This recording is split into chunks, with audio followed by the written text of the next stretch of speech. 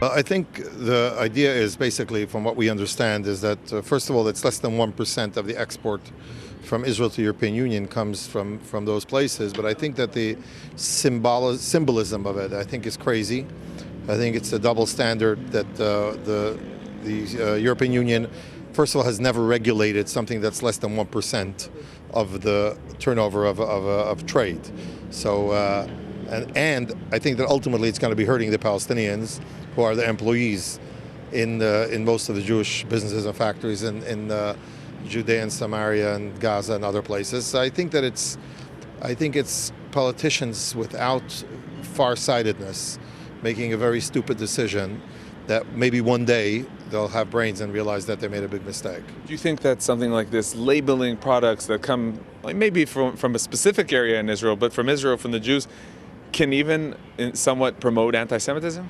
Definitely. I mean, that's not only I think so, but the dissenting voices within the European Commission also felt that it's going to bring and it could add anti-Semitism. Let me tell you, I mean, things that are made in Israel say to them that they're made in Israel. The issue is not, and a lot of things that are sold that are made in Israel. So the actual labeling of stuff made in Israel is not going to be a problem. I think the fact that it's pointing out that it's made in the West Bank, and I think they have to put parentheses occupied or something by Israel, I think that's a very, very stupid thing.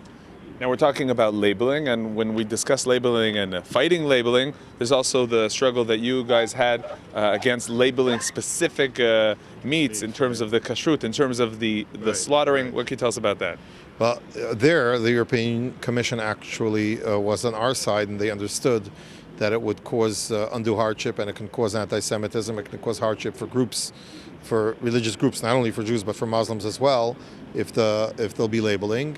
And they actually struck it down, which was, I think, a victory for Shechita.